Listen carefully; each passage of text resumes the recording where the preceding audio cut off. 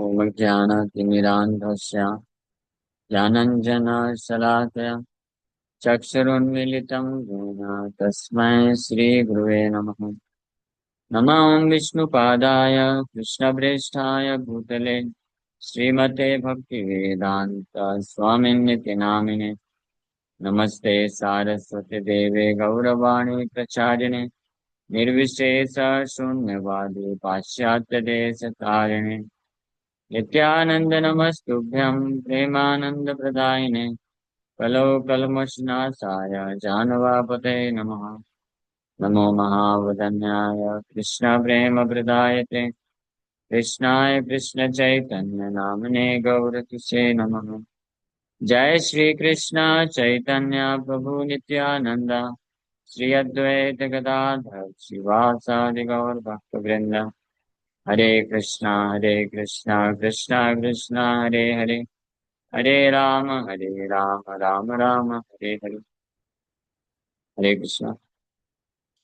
सो आप सभी भक्तों का हार्दिक स्वागत है। आज के गौर कथा में हम लोग चर्चा कर रहे हैं श्री चैतन्य चरितमृत आदि लीला और चैप्टर 12 अद्वैताचार्य और गदाधर पंडित की शाखाओं का वर्णन किया जा रहा है इस अध्याय में। सो अद्वैताचार्य के पहले एक्सपेंशन शाखाओं का वर्णन कर रहे हैं। प्रथमेत एकमत आचार्य गण पाछे दुई मत हैला दैवेरा कारण। अद्वैताचार्य के डिसेंडेंट्स में से शाखाओं में से दो प्रकार के कैटेगरी हो गए, दो मत रखने वाले हो गए। एक तो अद्वैताचार्य के रियल फॉलोवर हुए और एक फॉल्स फॉलोवर हुए। केहत आचार्य आज्ञा केहत स्वतंत्र स्वमत कल्पना करे दैव परतंत्र। Some of the disciples strictly accepted the orders of the Acharya, and others deviated, independently concocting their own opinions under the spell of Devi Maya. तो ये दो कैटेगरी के डिसाइपल्स हुए अद्वैताचार्य के। उसमें से कुछ तो अद्वैताचार्य के जो आदेश हैं उनको बड़े गहराई से समझे और स्ट्रिक्टली उसका पालन किए, स्वीकार की। लेकिन अन्य जो हैं वो विचलित हो गए, स्वतंत्र हो गए और अपने खुद के अलग अलग मानसिक गणना से मत बना लिए, देवी माया के प्रभाव में आने के कारण माया से प्रभावित होकर के।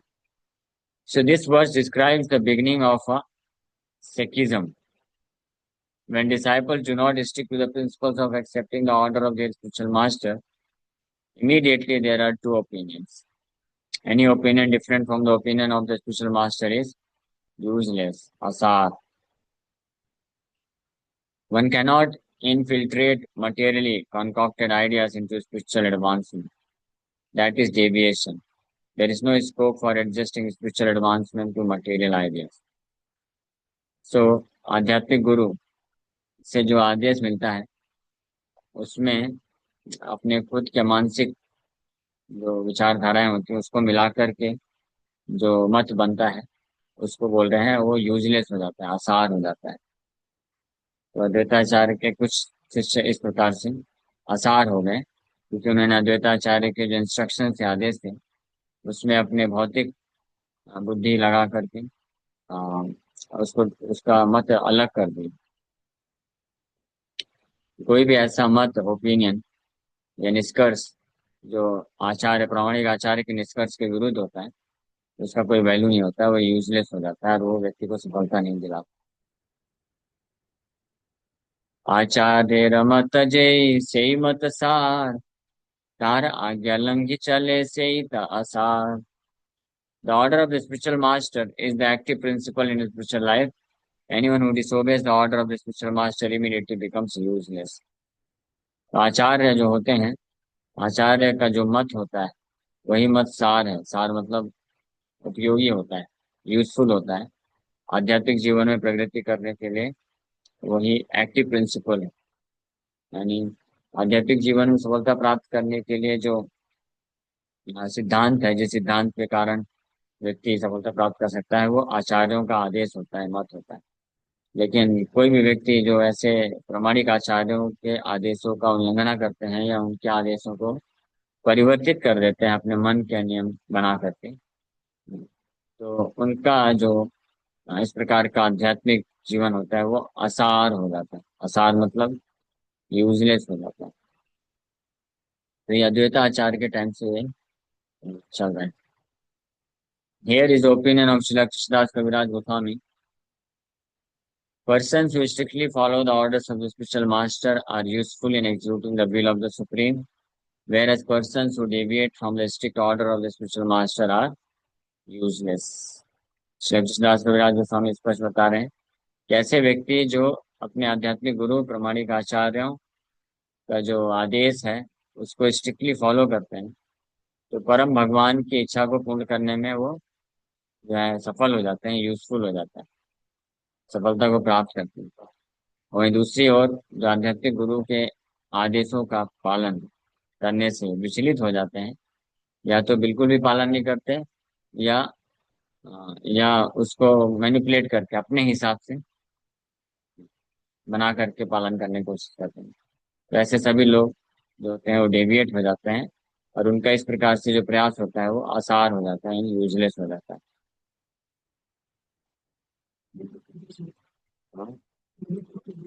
हाँ, विचलित हो जाते हैं पालन करने। असारेर नामे यहाँ नाही प्रयोजन, भेद जानी पारे करी एकत्र गणन। तो there is no need to name those who are useless, I have mentioned them only to distinguish them from the useful devotees. Advaitacharya के फॉलोवर्स में से कुछ असार हुए और कुछ सार हुए। सार मतलब यूजफुल, जो जो मतलब वास्तविक रूप में अद्वैताचार्य के आदेशों को उनके मत के अनुसार पालन कर रहे थे।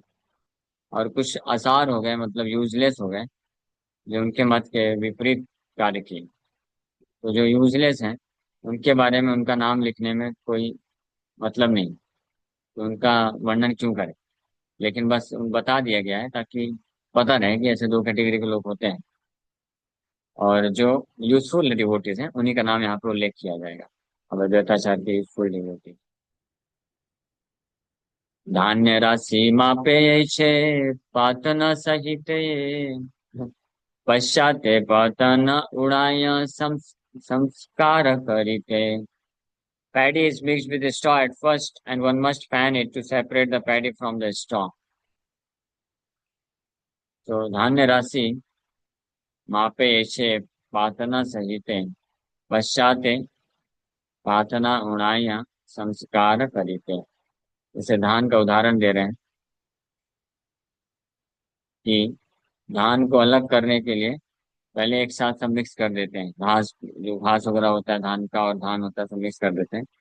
उसके बाद उसको फैनिंग करके और जो पैडी जो स्ट्रॉ होता है, जो घास होता है, उसको उड़ा दिया जाता है ताकि केवल धान धान आ जाता है।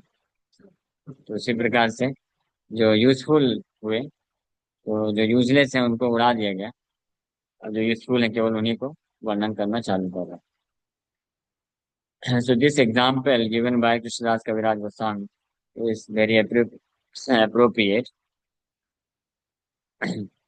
In case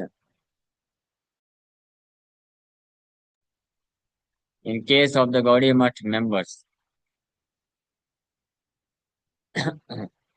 one can apply a similar process. ये जो उदाहरण कृष्णदास कविराज गोस्वामी दे रहे हैं, पैडी एंड स्ट्रॉ यानी धान और घास फूस, उसको अलग करने का तरीका, तो गौड़ी मठ के मेंबर्स के केस में भी इसको अप्लाई किया जा सकता है। There are many disciples of Bhakti Siddhanta Saraswati Thakur, but to जज who is actually his disciple, to divide the useful from the useless, one must measure the activities of such disciples in executing the will of the spiritual master. तो एक example के लिए बता रहे हैं गोपाल जी, क्योंकि उनके टाइम पे ये बहुत हुआ। जैसे अद्वैताचार्य की शाखाओं का वर्णन चल रहा है, तो उनकी शाखाओं में, ये शाखाओं मतलब उनके शिष्यों में, शिष्य परंपरा में ये दो प्रकार के शिष्य हुए, एक यूजलेस और एक यूजफुल, सार और असार। यूजलेस कौन हुआ? जो आचार्य के आचार्य के नहीं, बहुत ज्यादा आचार्य के आदेशों मत के विपरीत कार्य किए। जो आचार्य अद्वैताचार्य के मत के विपरीत कार्य किए, उनको यूजेस बोला गया है। जो अद्वैताचार्य के मत को स्वीकार किए उनको सार या यूजफुल बोला गया है। तो ऐसे यूजलेस को यूजफुल, यूजफुल को यूजलेस से कैसे अलग करना, तो धान और जो है घास का एग्जाम्पल से बताया जा रहा है। तो जो यूजफुल होते हैं उसको कैसे पता किया जा सकता है, तो उनके द्वारा ऐसे कार्य किए जाते हैं जो आध्यात्मिक गुरु के आदेश होते हैं। आध्यात्मिक गुरु की इच्छा को पूरा करने के लिए जो कार्य करते हैं ऐसे शिष्य, वो यूजफुल कहलाते हैं। So Bhakti Siddhanta Saraswati Thakur tried his best to spread the cult of Sri Chaitanya Mahaprabhu to countries outside India. When he was present, he patronized the disciples to go outside India to preach the cult of Sri Chaitanya Mahaprabhu, but they were unsuccessful because within their minds they were not actually serious about preaching his cult in foreign countries. They simply wanted to take credit for having gone to foreign lands and utilize this recognition in India by advertising themselves as repatriated preachers.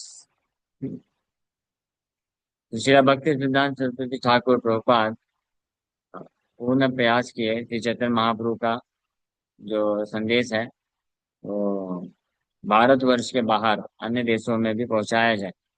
और जब वो खुद उपस्थित थे 1930 के time पे, अपने कुछ शिष्यों को भारत से बाहर भेजते हैं चैतन्य महाप्रभु का प्रचार करने के लिए। लेकिन वो जो शिष्य सन्यासी शिष्य गए थे वो असफल हो गए, क्योंकि वास्तव में उनका उद्देश्य वो पूर्ण रूप से गंभीर नहीं थे अपने आध्यात्मिक गुरु की इच्छा को पूरा करने के लिए। तो पाश्चात्य देशों में भी कृष्ण भक्ति का प्रचार होना चाहिए। वो बस उसका क्रेडिट लेना चाहते थे कि बाहर गए हैं, बाहर के भी प्रचारक है, लंदन में भी प्रचार करते हैं, और वहां से रिटर्न आकर के इंडिया में, भारत में इसका लाभ उठा करके यहाँ पे अनेकों शिष्य बनाना चाहते थे या कुछ भौतिक लाभ प्राप्त करना चाहते थे। इसलिए वो कभी, ये उनकी विचारधारा हुई, इसलिए वो कभी सफल नहीं हुए। So many Swamis have adopted this hypocritical means of preaching for the last 80 years or more, but no one could preach the real cult of Krishna consciousness all over the world.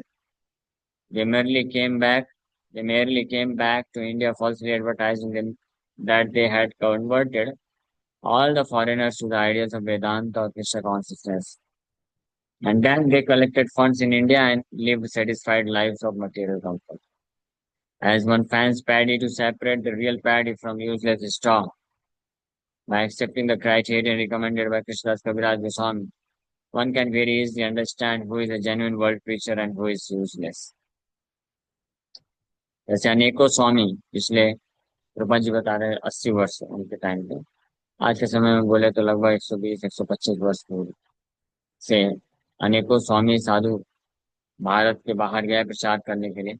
लेकिन कोई भी इस इतनी मात्रा में सफल नहीं हो पाया वास्तविक रूप में। क्यों? क्योंकि वो केवल बाहर गए और बाहर से जब भारत वापस आए तो अपने आप को झूठ मूठ ही एडवर्टाइज किए कि उन्होंने बाहर कई विदेशियों को कृष्ण भावनामृत में परिवर्तित कर दिया, यानी कृष्ण के भक्त बना दिए, और इसका फायदा उठा करके भारत में तो जो है फंड कलेक्शन किए और खुद जो है बहुत ही सुख सुविधापूर्ण जीवन व्यतीत की।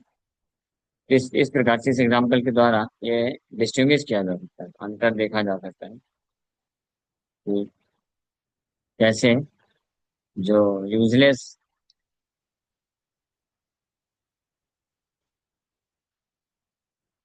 यूजलेस डिसाइपल यूजफुल डिसाइपल में क्या अंतर है। तो जो यूजफुल डिसाइपल होते हैं उनके लक्षण होते हैं कि वो आध्यात्मिक गुरु के वचनों को ही, आदेशों को ही पूर्ण रूप से हृदय में ग्रहण करके उसको पूरा करने के लिए तत्पर होते हैं। किसी भी प्रकार की भौतिक कामना नहीं रखते कि इसको पूरा करके या इसके माध्यम से कुछ भौतिक लाभ प्राप्त कर सके, material benefit in terms of money, comfort and name fame. ये उनका उद्देश्य नहीं होता है जो यूजफुल डिसाइपल्स होते हैं। और जो यूजलेस डिसाइपल होता है, हाँ, वो आध्यात्मिक गुरु के आदेशों को मॉडिफाई करके अपने हिसाब से कॉन्कॉक्टेड तरीके से, यानी इसको अपने हिसाब से परिवर्तित करके उससे लाभ उठाना चाहता है, उस मटेरियल बेनिफिट प्राप्त करना चाहता अच्युतानंद बड़ा शाखा आचार्य नंदन, आज जन्म से विलते हो चैतन्य चरण। तो अद्वैताचार्य के सबसे पहली शाखा, जो सबसे बड़ी शाखा हुए, उनके पुत्र अच्युतानंद। तो अभी केवल जो यूजफुल डिसाइपल है उन्हीं का वर्णन किया जाए। यूजलेस के बारे में बताया गया, लेकिन नाम नहीं लेंगे, क्योंकि नाम लेने का मतलब भी नहीं। अननेसेसरी ग्रंथ में एक दो दो तीन श्लोक बढ़ जाएंगे, कुछ मिलना नहीं। जैसे कृष्णदास कविराज गोस्वामी बस बता दिए कि इसको यूजफुल बोलते हैं, इसको यूजलेस डिसाइपल बोलते हैं। अब केवल जो यूजफुल डिसाइपल्स हैं, जो वास्तविक जेन्युइन फॉलोवर्स हुए अद्वैताचार्य के, उनका वर्णन करना प्रारंभ कर रहे हैं। So a big branch of Advaitacharya was his son Achyutananda. From the beginning of his life, he engaged in the service of the lotus feet of Lord Chaitanya. Advaitacharya के एक पुत्र अच्युतानंद, वो एक बहुत बड़ी शाखा हुए, और जन्म से उनके बचपन से ही वो श्री चैतन्य महाप्रभु के चरण कमलों में की सेवा में लगे रहे। तो अद्वैताचार्य के असली फॉलोवर कौन है? जो श्री चैतन्य महाप्रभु के चरण कमलों में सेवा में लगे हुए, वो असली फॉलोवर है। और जो श्री चैतन्य महाप्रभु की अवहेलना की है, डिसरिस्पेक्ट किए, या उनकी सेवा नहीं किए, और केवल जय अद्वैताचार्य की, तो वो कौन हो गए? वो यूजलेस हो गए, क्योंकि अद्वैताचार्य की बात ही नहीं मानते। तो ऐसे ही आज भी ये है, श्रील प्रभुपाद जी के दो प्रकार के फॉलोवर्स हो सकते हैं। एक फॉलोवर होंगे जो प्रभुपाद जी के आदेश को पालन करेंगे, कि कैसे श्री चैतन्य महाप्रभु का आदेश का पालन करना है, पूरे पृथ्वी में प्रचार करना है, और इस प्रकार से भक्ति को स्थापित करना है। तो उनके आदेशानुसार कार्य करेंगे, तो यूजफुल डिसाइपल। और दूसरे होंगे जो जय प्रभुपाद तो बोलेंगे, नहीं, प्रभुपाद जी ने जो बोला उसको पालन नहीं करेंगे। हाँ हाँ, इस कैटेगरी के बोल सकते हैं। क्योंकि प्रभुपाद जी बताए, हाँ, ऑस्ट्रेलिया में जब प्रभुपाद जी गए थे एक बार, तो ऑस्ट्रेलिया में कुछ भक्त हुए जो इस्कॉन मंदिर छोड़ के अपना अलग से केंद्र बना करके कार्य कर रहे थे, इस्कॉन से इंडिपेंडेंट होकर।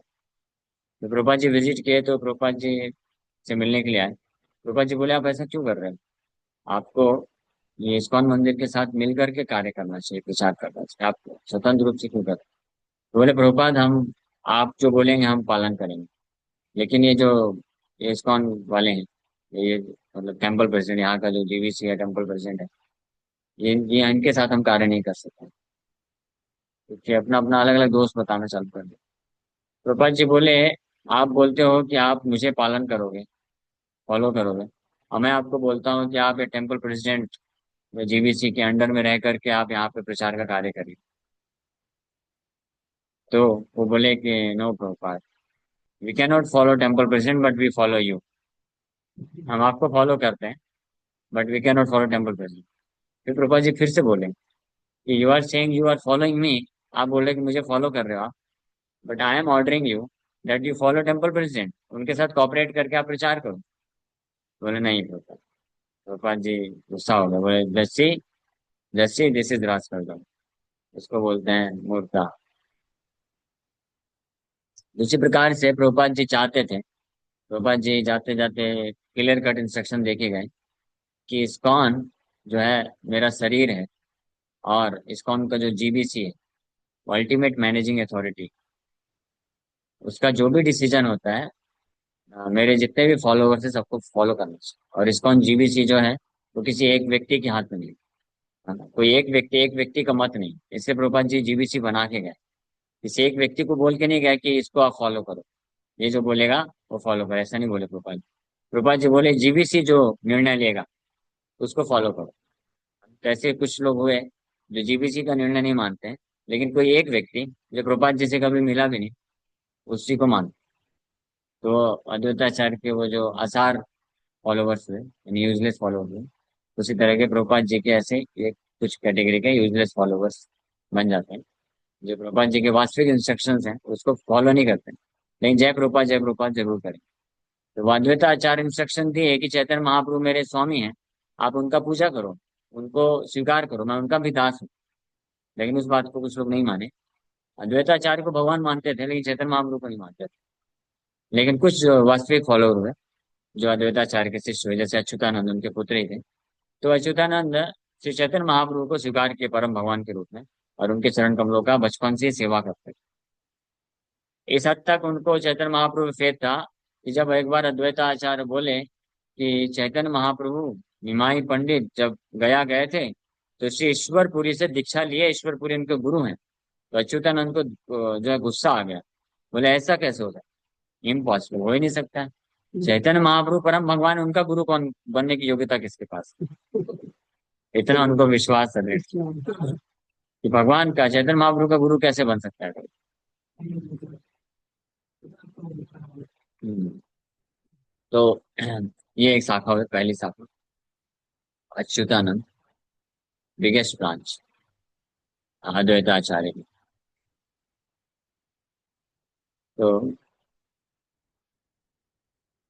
अच्युतानंद बड़ा शाखा आचार्य जन्मिला सेविलो त्यों चैतन्य सर चैतन्य गोसाईर गुरु केशव भारती, ए पितार वाक्य सुनि दुख पाइलाती। सॉरी, केशव भारती के बारे में बताया। सन्यास, सन्यास गुरु के बारे में बताया। जब when Achyutanand heard from his father that Keshav Bharati was the special master of Lord Chaitanya Mahaprabhu, he was very unhappy. Keshav Bharti के बारे में बताएं। जब सन्यास गुरु हैं केशव भारती, कि चैतन्य महाप्रभु केशव भारती से सन्यास दीक्षा लिए, केशव भारती उनके गुरु हैं। जब अच्युतानंद अपने पिताजी से, अद्वैताचार्य से सुने तो बड़े ही दुखी हो गया। जगत गुरु ते तुम्ही करायचे उपदेश, तुम्हारे उपदेश से नष्ट हाय देश। He told his father, your instruction that Keshav Bharati, the spiritual master of Chaitanya Mahaprabhu, will spoil the entire country. अपने पिता को बोले कि आपका ये जो इंस्ट्रक्शन है, आदेश है कि केशव भारती श्री चैतन्य महाप्रभु, चैतन्य महाप्रभु जो कि पूरे ब्रह्मांड के गुरु हैं, केशव भारती उनके गुरु हैं, इसके ये पूरे देश को नष्ट कर देगा। मतलब लोग भ्रमित हो जाएंगे। चैतन्य महाप्रभु की वास्तविक जो स्थिति है लोग नहीं पहचान पाए। 14 भुवनेर गुरु चैतन्य गोसाई, तार गुरु अन्य एको न शास्त्र नाई। Lord Chaitanya Mahaprabhu is the spiritual master of the 14 worlds. But you say that someone else is his spiritual master. This is not supported by any revealed scripture. पिताजी को ही बोल रहे हैं कि आप चैतन्य महाप्रभु पूरे 14 भुवन के आध्यात्मिक गुरु हैं और आप बोलते हैं कि उनका भी कोई गुरु है। ये तो किसी शास्त्र में प्रमाणित नहीं। पिताश्री माफ करिएगा, लेकिन ये किसी शास्त्र में प्रमाणित नहीं है। आप ऐसा नहीं बोलते। पंचम वर्षेर बालक कहे सिद्धांते रसार, सुनिया पाइला आचार्य संतोष अपार। और ये कब? पंचम वर्ष, जब 5 साल के बालक थे अच्युतानंदा। 5 साल के बालक चैतन्य महाप्रभु के चरण कमलों में इतना श्रद्धा उत्पन्न हो गया, जान गया। जब पिताजी बोले कि बेटा चैतन्य महाप्रभु सन्यास लिए केशव भारती से, केशव भारती उनके गुरु हैं, तो जो बेटा है भड़क गया। हाँ, तर्क वितर्क करने लग गया। बोला पिताजी ये क्या बोल रहे हैं, ये तो किसी शास्त्र में नहीं पढ़ा मैंने। 5 साल का बालक है, बोलता है कोई शास्त्र में ऐसा नहीं है, ये आप गलत चीज बोल रहे हैं। पूरे ब्रह्मांड के जगत के गुरु हैं चैतन्य महाप्रभु, उनका भी कोई गुरु हो सकता है क्या? तो जब इस प्रकार से लड़ गए तो अद्वैताचार्य सुन करके बड़े प्रसन्न हो गए। वाह, क्या पुत्र है मेरा, इतना अटूट श्रद्धा है इसको चैतन्य महाप्रभु पे। अभी छोटा बालक ही है 5 वर्ष का, तो अभी इतना नहीं मालूम कि चैतन्य महाप्रभु की ये सब लीलाएं हैं। चैतन्य महाप्रभु एक आदर्श शिक्षा देना चाहते हैं गुरु स्वीकार करके। लेकिन जब सुना कि चैतन्य महाप्रभु का भी कोई गुरु हो सकता है, ऐसा हो सकता है क्या, संभव है ऐसा, पूरे जगत के गुरु के। So when Advaitacharya heard this statement from his 5-year-old son Achyutananda, he felt great satisfaction because of his conclusive judgment. Commenting on verse 13 through 17, Bhakti Siddhanta Saraswati Thakur gives an extensive description of the descendants of Advaita Acharya. ये जो श्लोक संख्या है 13 से लेकर के 17 तक, यहाँ तक इसमें टीका करते हुए श्रील भक्ति सिद्धांत सरस्वती ठाकुर प्रभुपाद हाँ, अद्वैत आचार्य के वंशज का, डिसेंडेंट्स का विस्तार से वर्णन करते हैं। द चैतन्य भागवत अंत्य खंड चैप्टर 1।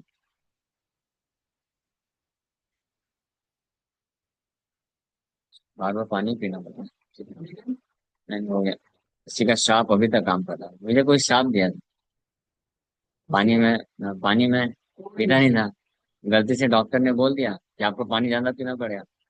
तो किसी भक्त ने श्राप दे दिया कि जाओ, आपको खूब प्यास लगती रहेगी। और वो 1 साल पहले की बात है, अभी तो श्राप काम आया। The Chaitanya Bhagavat Antakhand chapter 1 states that Achyutananda was the eldest son of Advaita Acharya.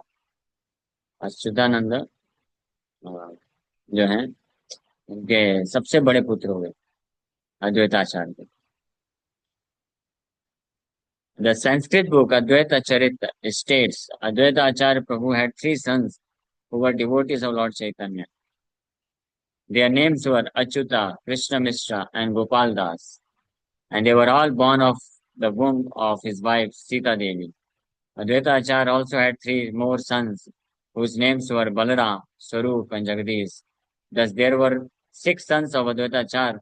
Among the 6 sons, 3 were strict followers of Lord Chaitanya Mahaprabhu, and of these 3, Achyutananda was the eldest.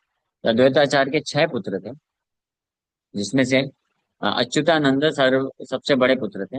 दूसरे कृष्ण मिश्र और गोपाल दास, ये तीनों जो है चैतन्य महाप्रभु के बड़े strict follower. Chaitanya Mahaprabhu पे पूर्ण 100% श्रद्धा थी। और 3 अन्य पुत्र भी थे, बलराम, स्वरूप और जगदीश, जो कि फॉलोवर नहीं थे, असार की कैटेगरी में हो गए, देवी के मायावादी लेकर। उनका वर्णन इसलिए नहीं किया जा रहा। So Advaita Prabhu married in the beginning of the 15th century Sakabda, late 15th century AD. When Lord Chaitanya Mahaprabhu wanted to visit the village of Ramkeli while going from Jagannath Puri to Vrindavan, during the Sakabda years 1433 and 1434, that is 1511 and 1512, Achyutanand was only 5 years old. The Chaitanya Bhagavatam Khanda 4th chapter describes Achyutananda at that time as Panchavarsha Vayasa Madhura Digambar, only 5 years old and standing naked. Therefore, it is to be concluded that Achyutanand was born sometimes in the year 1506. Before the birth of Achyutananda, Advaita Prabhu's wife Sita Devi came to see Lord Chaitanya Mahaprabhu at his birth. Thus, it is not impossible that she had the other 3 sons by Advaita within the 21 years between 1486 to 1507. In an unauthorized book of the name Sita Dvaita Charita, published in Bengali in the unauthorized newspaper Nityananda Daini in 1792 Sakabda, that is 1870, it is mentioned that Achyutanand was a class friend of Sri Chaitanya Mahaprabhu. According to the Chaitanya Bhagavad, this statement is not at all valid. When Chaitanya Mahaprabhu accepted the renounced order of sannyas in the year 1509, he came to the house of Advaita Prabhu at Santipur. At that time, as stated in the Chaitanya Bhagavatam Khanda chapter 1, Achyutanand was only 3 years old. The Chaitanya Bhagavat further states that the naked child, the son of Advaita Prabhu, immediately came and fell down at the lotus feet of Lord Sri Chaitanya Mahaprabhu. The Lord immediately took him on his lap, although he was not very clean, having dust all over his body. Lord Chaitanya said, "My dear Achyuta, Advaita Acharya is my father, and thus we are brothers." So, Advaita Prabhu के 6 पुत्र हुए जो, उसमें से अच्युतानंद जो है, वो उनका जन्म लगभग 1506 ईस्वी में हुआ था, जब महाप्रभु संन्यास लेने के बाद शांतिपुर गए अद्वैताचार्य के घर में। कब? 1509 ईस्वी में। उस वक्त ये इनका अच्युतानंद 3 साल के थे। महाप्रभु पहुंचे तो नंग धड़ंग थे और धूल वूल लगा हुआ था, आके इमीडिएटली महाप्रभु के चरण कमलों में प्रणाम करते। महाप्रभु उनको अच्छे से गोद में उठाए, बोले बेटा, नहीं बेटा नहीं बोले, बोले तुम्हारे पिता मेरे पिता हैं, तो हम दोनों भाई हैं, भाई बना दिए, छोटा भाई हो गया अच्युतानंद। लेकिन कुछ अनऑथराइज लिटरेचर भी लिखे गए हैं कुछ अनऑथराइज लोगों के द्वारा, जिसमें वो अन्य वर्णन करते हैं, लेकिन हम लोग चैतन्य भागवत को फॉलो करते हैं, because Chaitanya Bhagavata is considered to be most authorised version Chaitanya Bhagavata. तो इस प्रकार से ये वर्णन आता है। बिफोर श्री चैतन्य महाप्रभु एग्जिबिटेड, और टाइम हो गया, तात्पर्य दो और हैं, कल करेंगे। हरे कृष्ण कृष्ण कृष्ण कृष्ण हरे राम राम राम।